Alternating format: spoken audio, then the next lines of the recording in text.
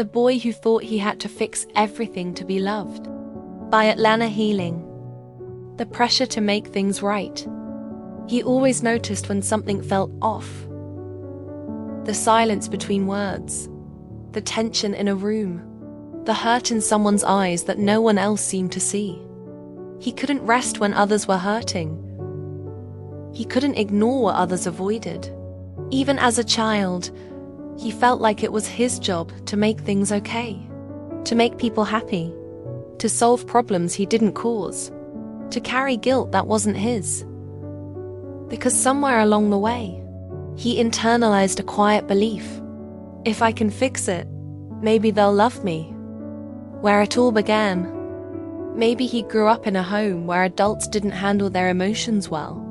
Maybe he saw people he loved fall apart, and no one stepped in to catch them. So he did. Maybe when he made mistakes, love was withdrawn. Maybe when he tried harder, he was finally noticed. And so he learned. Love was earned through effort. Safety was created through control. Belonging came from being the fixer. He didn't know it wasn't his responsibility. He just wanted to be needed.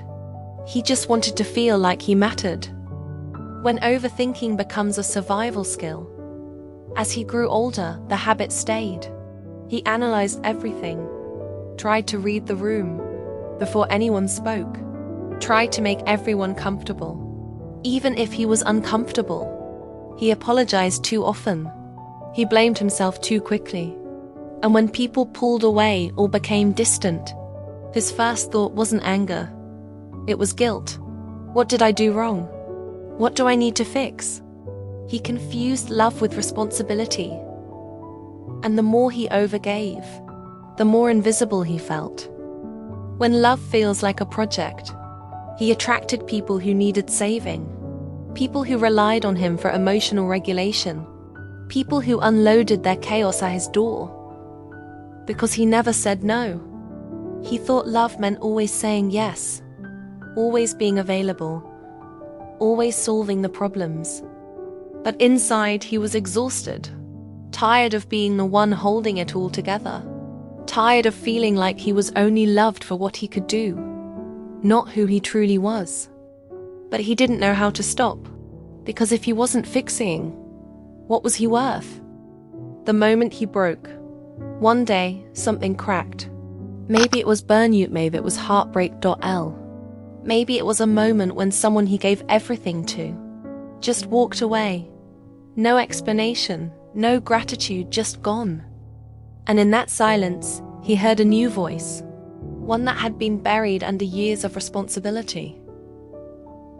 I don't want to fix everything anymore. I want to be loved, not for solving problems, but for simply existing. And in that moment, he realized how much he had been abandoning himself in the name of love. Meeting the forgotten boy, he closed his eyes and saw him. The boy who tried to make everything okay. The boy who cleaned up emotional messes he didn't make. The boy who believed his love was only valuable if it came with effort. And with trembling hands, he knelt down and whispered, "You don't have to fix anything anymore. It was never your job. Your worth is not measured by how much you hold for others. You are allowed to rest. You are allowed to just be." And the boy wept, not because he was broken, but because he was finally free, learning a new kind of love. From that moment on, he began to love differently. He stopped over-explaining, stopped rushing to fix, stopped blaming himself for other people's choices. He learned that love doesn't demand exhaustion, that healthy people don't need to be saved. They want to walk beside you, not be carried. He started saying no without guilt. He started expressing his needs.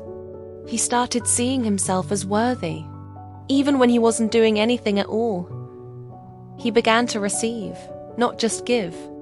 And for the first time, he felt safe being human. To every man who tried to earn love by fixing everything, this is for the boy who was more emotionally aware than the adults around him.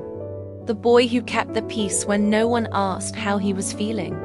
The boy who confused effort with value, who confused being needed with being loved.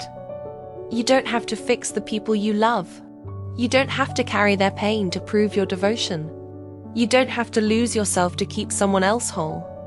You were never meant to be the glue. You were always meant to be the soul. And you are still worthy, even when you rest, even when you're soft, even when you simply exist. Whisper to the boy within. You don't have to fix it. You don't have to carry it. You are already enough. You always were. From the series, An Inner Child Healing Series by Atlanna Healing. For the overthinkers, for the silent feelers, for the ones who made love a full-time job. This is your healing. This is your return. This is your reminder that love doesn't have to hurt, and you don't have to prove yourself to receive it.